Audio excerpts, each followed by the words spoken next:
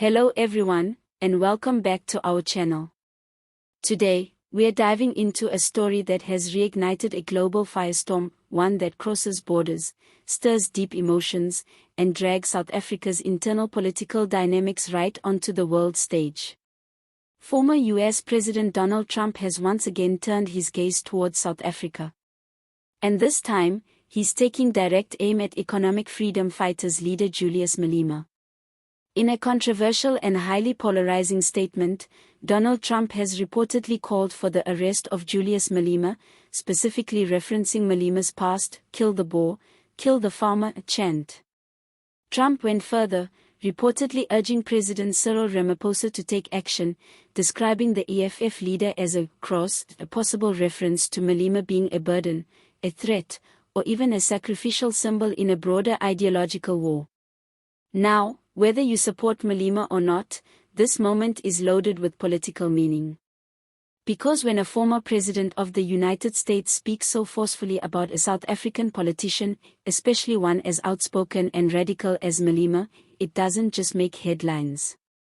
It influences global perceptions, affects diplomatic relations, and exposes just how fragile our post-apartheid racial discourse still is.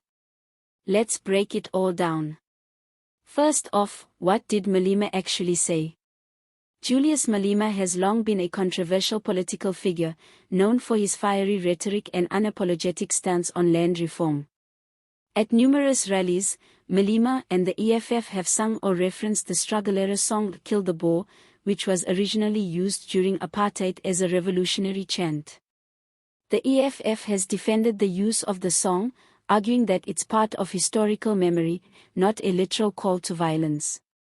However, white South Africans, particularly Afrikaner farmers, have strongly objected to its use. Some see it as inciting hatred or even encouraging violence against them. It's an incredibly sensitive topic, especially in a country where racial tensions remain raw and farm attacks, while statistically complex, are highly emotive and politicized. So why is Trump involved? Trump has previously inserted himself into South Africa's racial and land politics. Back in 2018, while still in office, Trump tweeted that he had asked then Secretary of State Mike Pompeo to closely study South Africa's land reform policies and alleged large-scale killing of farmers. His tweet was heavily criticized in South Africa as being inflammatory and based on far-right propaganda rather than solid facts. Now, years later, Trump seems to be returning to that narrative. By calling for Julius Malema's arrest, he is once again invoking the image of white farmers under threat, a key talking point among white nationalist and conservative groups in the West. What does this mean for South Africa? Well, here's where things get even more layered. If Trump's statements are taken seriously by the US political establishment, it could create pressure on South Africa's government to act, either by cracking down on political speech like Malema's, or by distancing themselves from radical elements within the country's political space. But let's be clear, South Africa is a sovereign state. The last thing the country needs is an external power trying to dictate which of our politicians should be jailed or silenced. No matter how problematic Malema's rhetoric may be to some, that's an issue for the South African public, judiciary, and political system to deal with, not a foreign leader.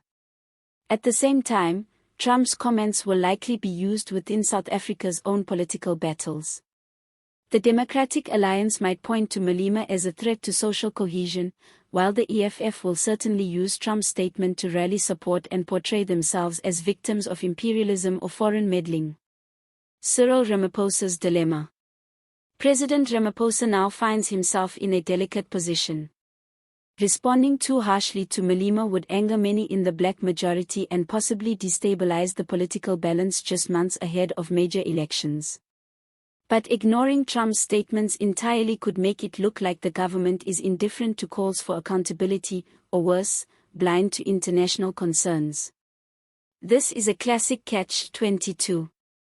And the ANC is already dealing with internal fragmentation, external pressures, and declining voter trust. The last thing they need is to be dragged into a high-profile spat between Malema and Trump, two men known for dramatic flair and political theater. What about the global context? This whole issue also ties into a larger, more dangerous global trend. We are seeing a rise in right-wing populism across the West, and figures like Donald Trump are using race and identity politics in other countries as a way to energize their own base.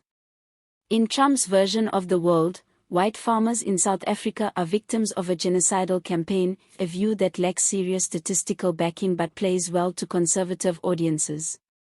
For these voters, Malema becomes a sort of villainous symbol of black radicalism, while South Africa becomes a cautionary tale about multiculturalism and land redistribution. This isn't just political theater. These narratives have real-world consequences. They can influence immigration policy, investment decisions, and even fuel hate crimes abroad.